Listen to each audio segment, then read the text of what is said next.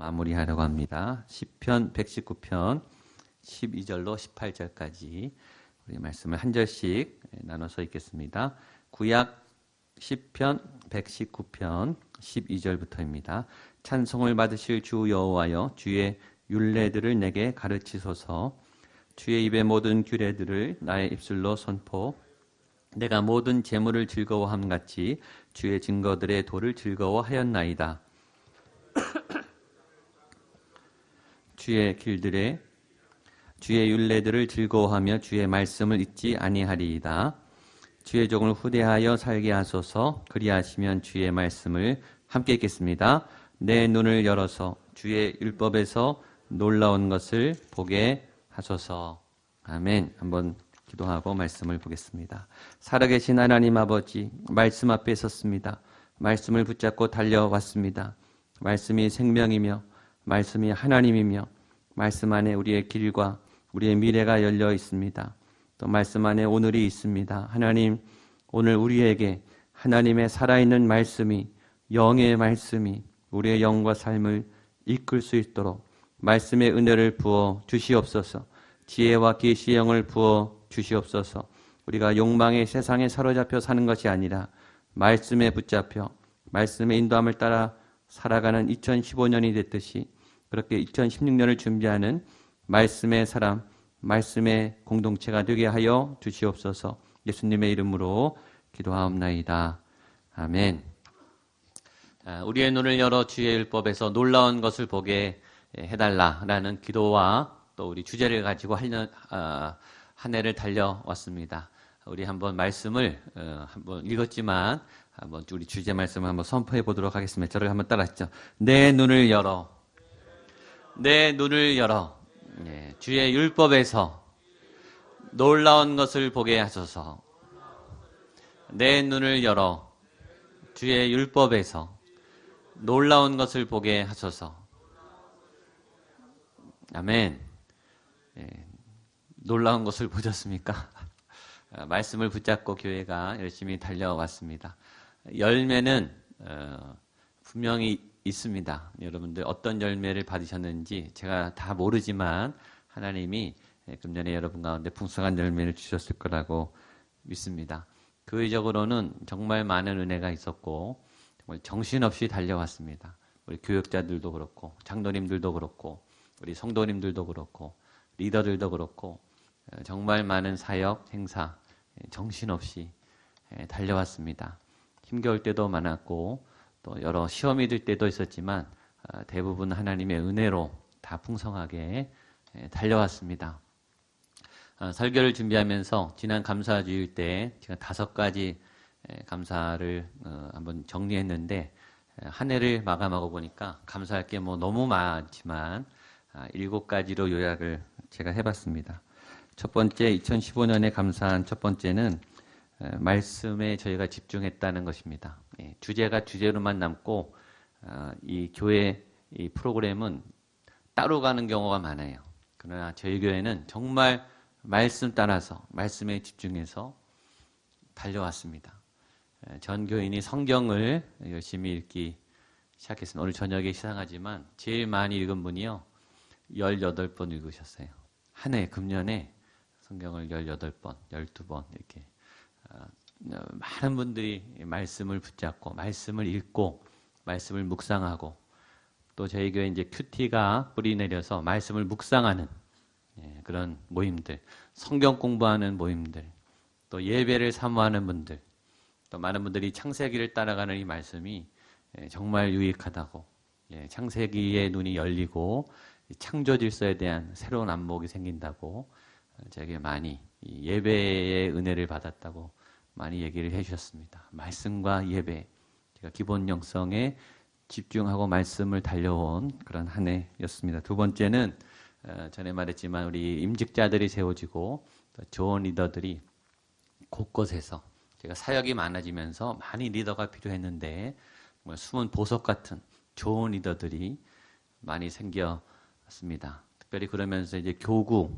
공동체, 우리 3040 전에 연약했던 그런 공동체 사람들을 세워가는 그래 아직 완벽하지 않고 아주 이렇게 이상적이진 않지만 그래서 저희가 질서를 잡아가고 체계를 잡아가는 이 교구 구역이 안정돼 가고 있고 이 소그룹이 안정돼 가고 있고 이 교회 학교가 이제 틀을 잡아 가고 있습니다.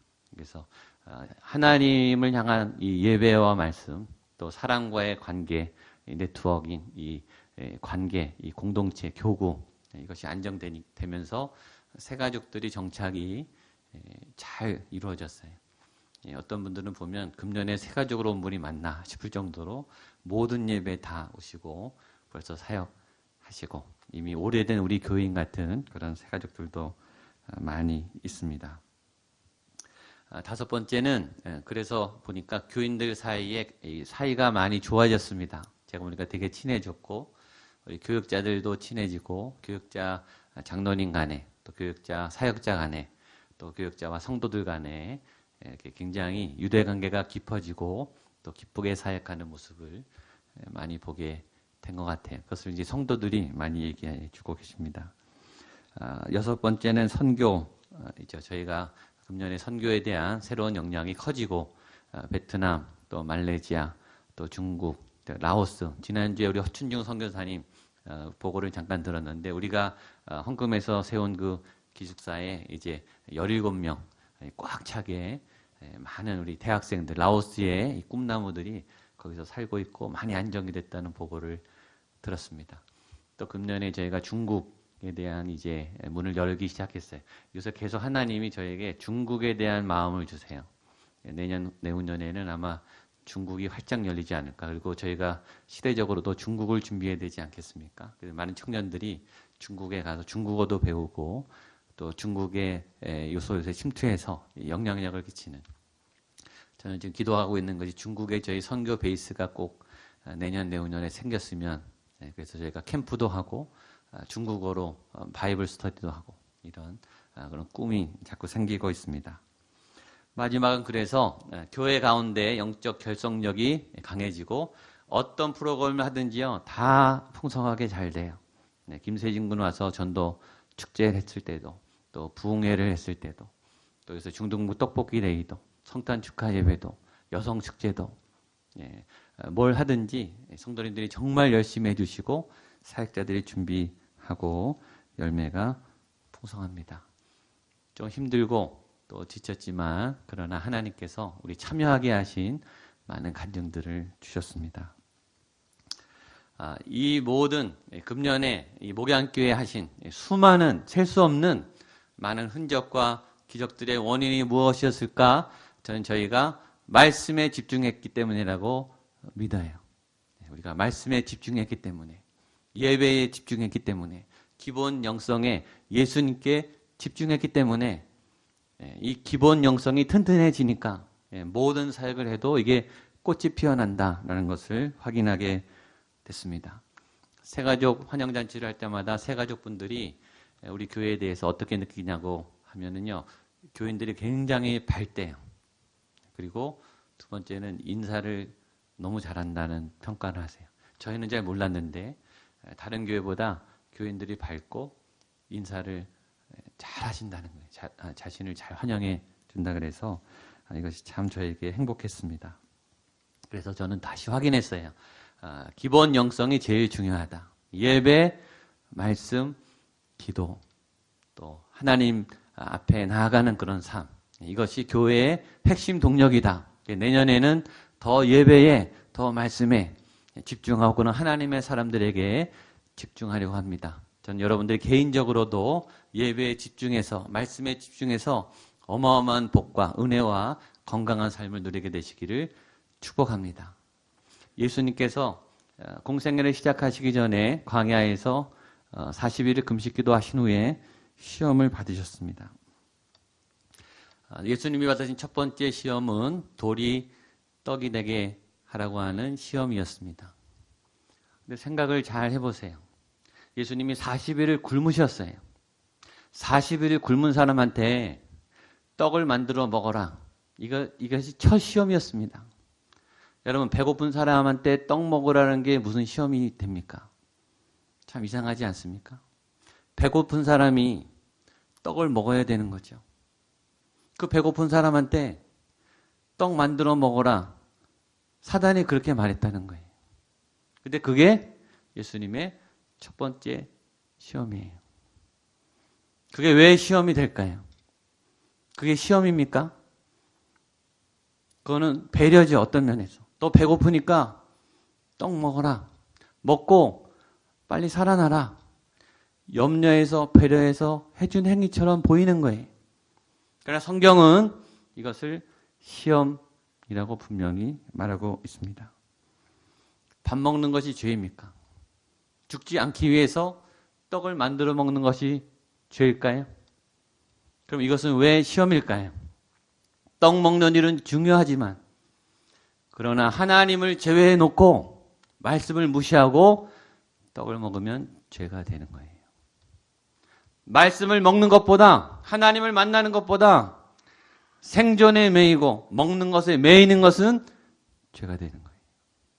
아무리 좋은 일이지만 아무리 필요한 일이지만 하나님보다 먼저인 것은 무조건 죄가 되는 거예요. 그래서 죄입니다. 첫 시험은 그렇게 오는 거예요. 생존 때문에 교회를 빠지고 먹고 사는 문제 때문에 하나님을 외면하면 그것은 죄가 돼요. 아무리 생존의 문제이지만 사랑의 문제이지만 의리의 문제이지만 옳다고 여기는 문제이지만 하나님보다 앞선 것은 다 죄가 되는 것입니다. 예수님은 그렇게 배고프시만 떡을 만들어 먹지 않으셨어요. 그리고 말씀했습니다. 사람이 떡으로 사는 게 아니다.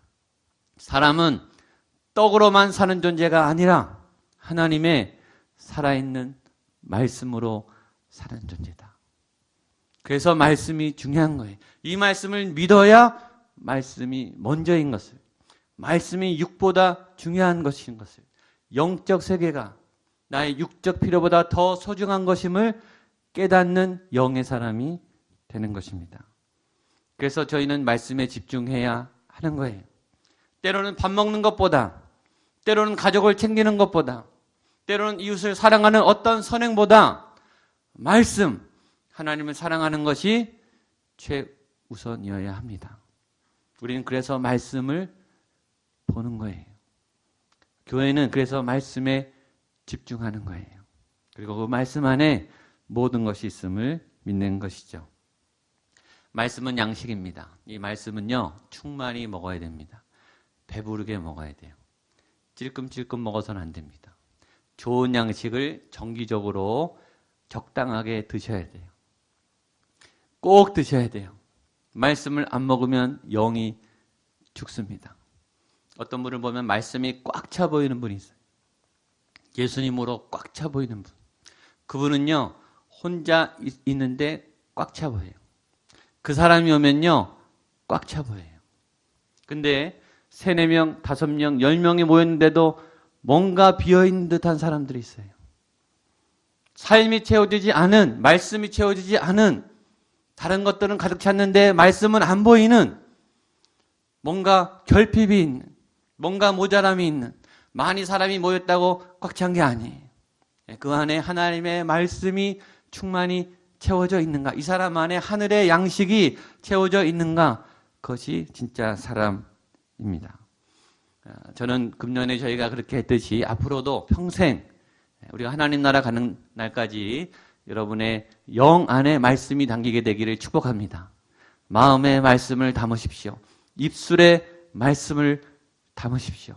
여러분의 삶의 구석구석에 살아있는 하나님의 말씀을 채워야 되는 거예요. 그래서 저희가 다시 말씀을 또 시작하는 거예요. 우리가 말씀을 아는 것 같으나 얼마나 무지한지 몰라요. 우리가 하나님에 대해서 아는 것 같으나 믿음을 이해하고 있는 것 같으나 얼마나 모르는 게 많은지 몰라요. 저는 요새 개인적으로 저 혼자 성경 공부를 따로 하고 있어요. 계속 이 강해 설교를 듣고 있어요. 근데 제가 얼마나 모르는 게 많은지를 요새도 계속 깨달아요. 배울 게 너무 많아요. 성경 안에 내가 깨닫지 못한 놀라운 진리들이요, 아직도 어마어마하게 널려 있어요. 말씀은 신비합니다. 말씀은 어마어마한 거예요. 말씀을 안 배우겠다, 예배를 적당히 드리겠다, 가장 교만한 거예요. 말씀을 먹으셔야 돼요. 겸손히 매일매일 하나님의 말씀을 먹으셔야 합니다. 오늘 성경은 우리가 송구영신 때 금년을 시작하면서 받았던 그 말씀입니다. 시편 119편이 성경에서 제일 긴 장입니다. 그리고 이 119편의 장의 주제는 말씀입니다.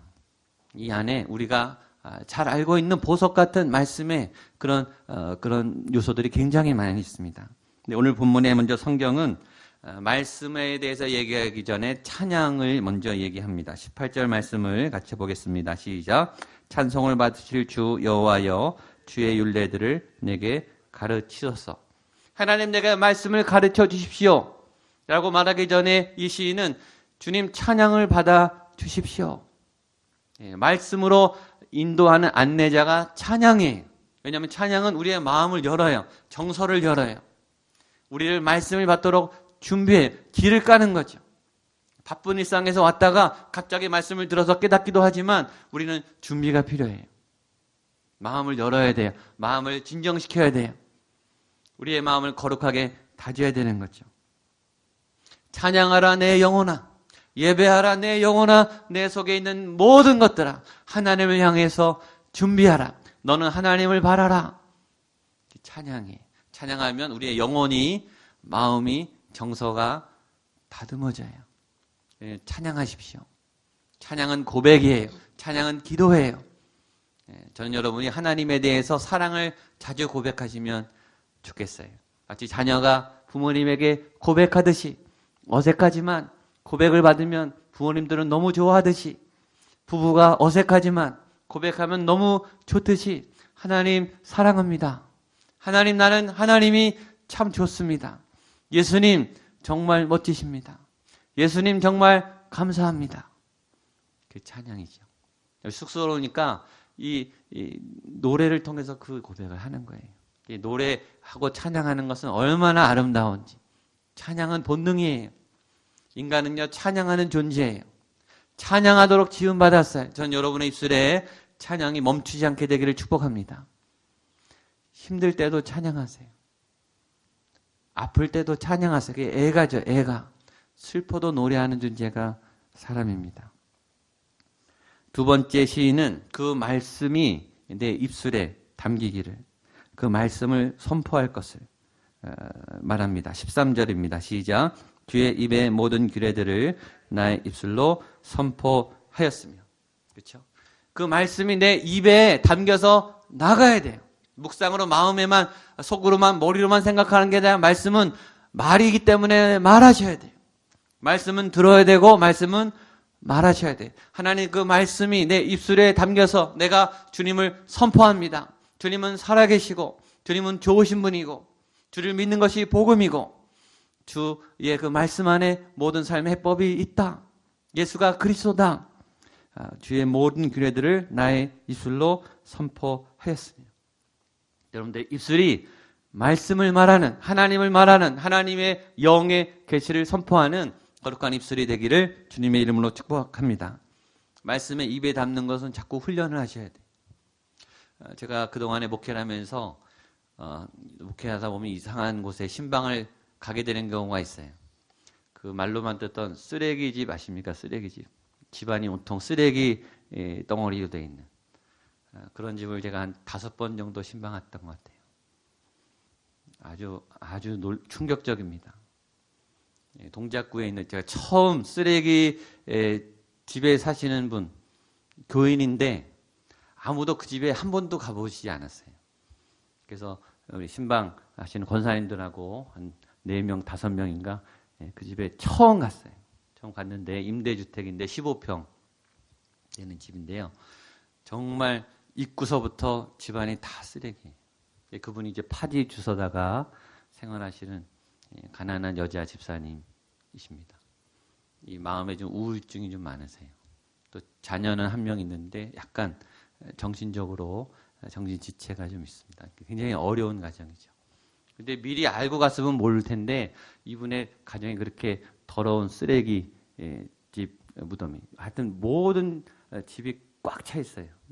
잡동사니들로. 이제 미리 알고 갔으면 준비를 했을 텐데 갔는데 집안이 다 쓰레기 바닥인 거예요.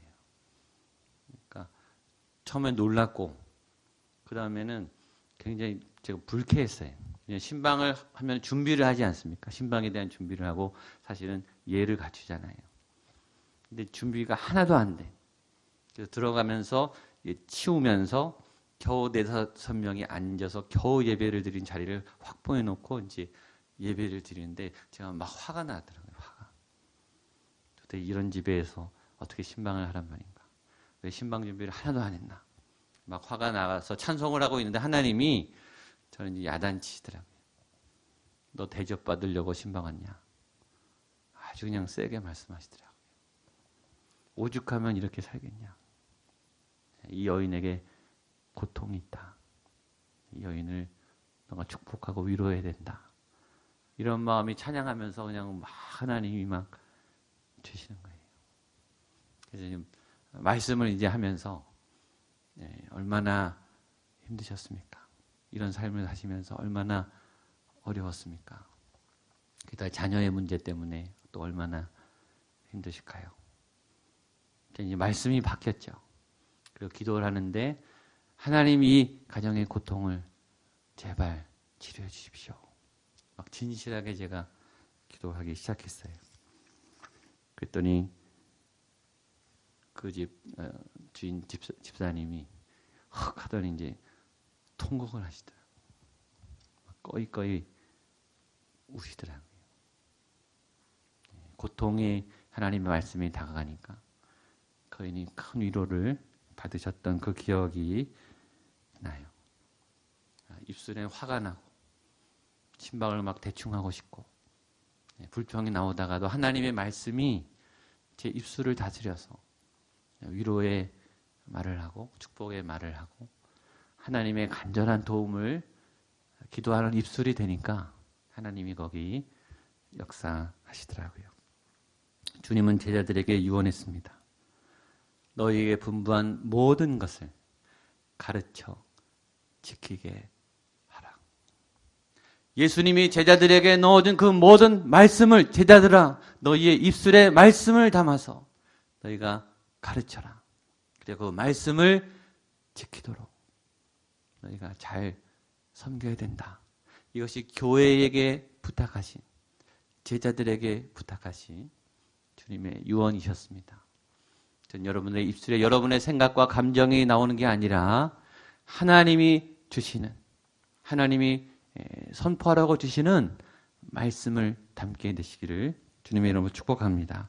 14절 말씀입니다. 같이 보겠습니다. 시작. 내가 모든 재물을 즐거워함 같이 주의 증거들의 도를 즐거워하였나이다. 이 말씀이 아주 재밌죠.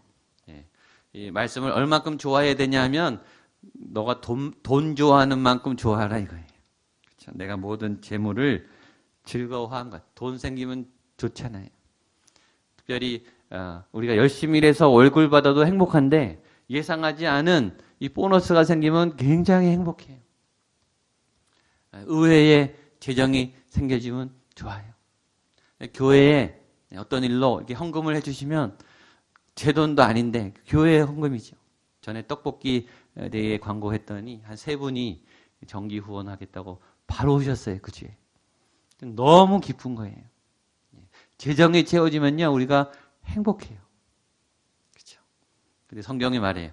너가 돈 생기면 좋아하는 것만큼만 말씀을 좋아해라. 그렇죠? 어디 그뿐이겠습니까?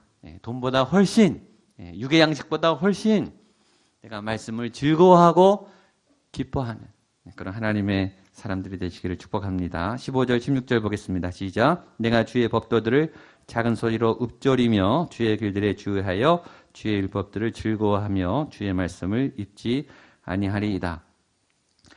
시편 기자는 말씀을 담기 위해서 어떻게 했냐면 내가 주의 법도를 작은 소리로 읊조리며 읊조렸다는 것은 계속 반복했다는 거예요.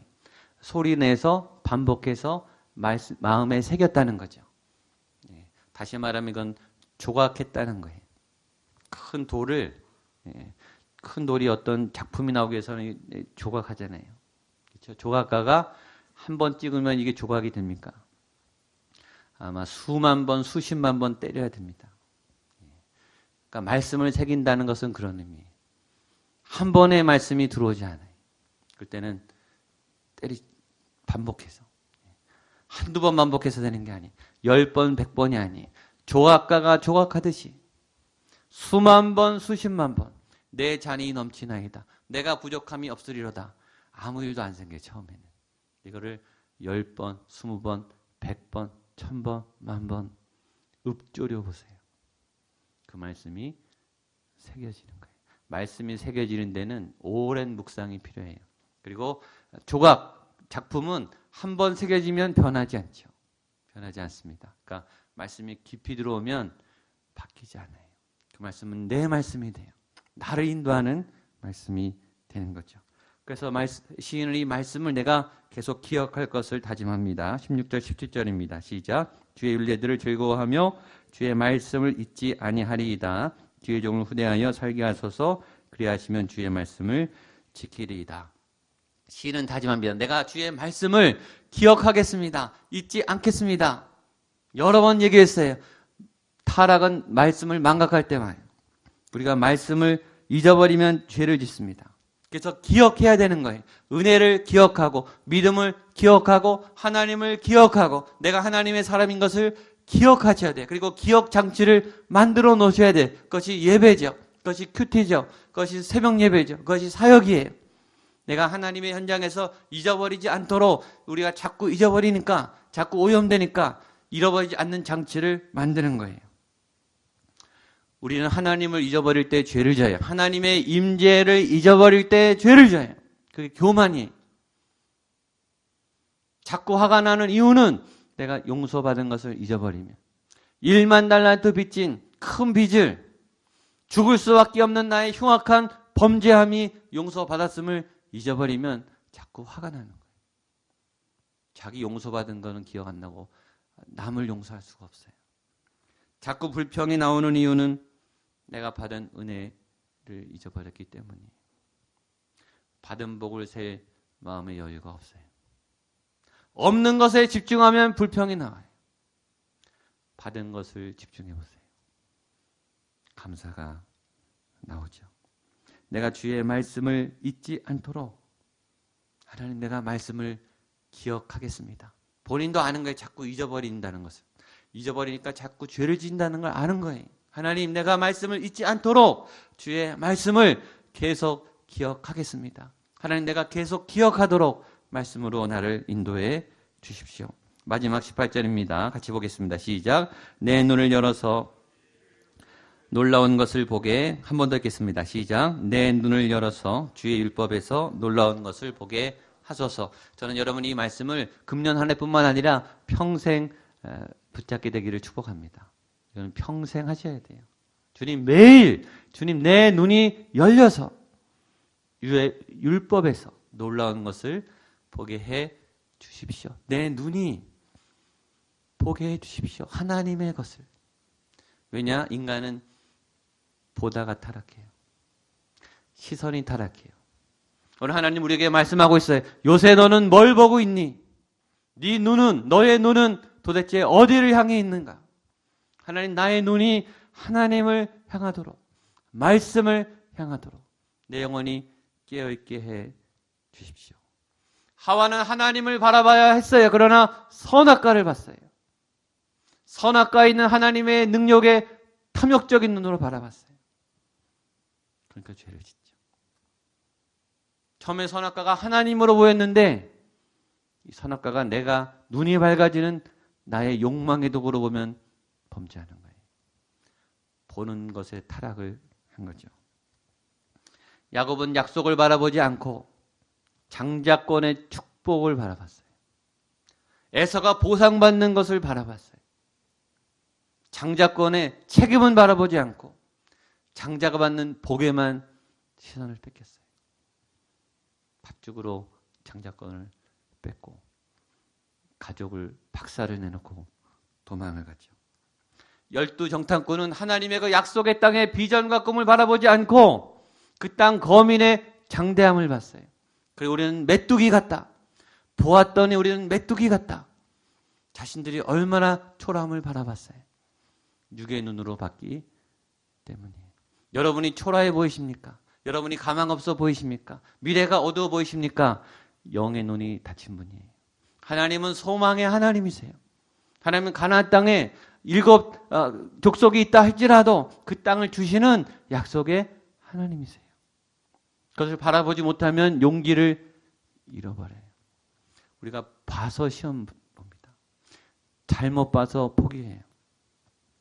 다윗은 왕궁 지붕을 거닐다가 벌거벗은 여인을 봤습니다. 거기서 시작됐어요. 다윗의 비극은 잘못 본 데서 시작됐어요. 아브라함은 눈을 들어서 동서남북을 바라봤습니다. 하나님의 말씀대로 봤기 때문에 너는 눈을 들어서 동서남북을 바라봐라. 너는 눈을 높이 들어서 하늘의 무수한 별을 바라봐라. 하나님의 꿈을 보고 하나님의 인도하심을 보라는 거예요. 전 여러분이 그것을 보게 되기를 축복합니다. 요셉은 자기를 미혹하는 보디발의 아내의 육신을 보지 않았어요. 정욕을 탐하는 자를 싫어하시는 하나님의 공의를 봤어요. 감히 범죄를 할 수가 없는 거예요. 그 현장이 아무리 미혹적이더라도, 아무리 정욕의 욕구가 치밀어 올라도 그 현장에 하나님의 공의가 있는 것을 본 사람은 죄를 질 수 없는 거예요. 하나님을 봤기 때문에.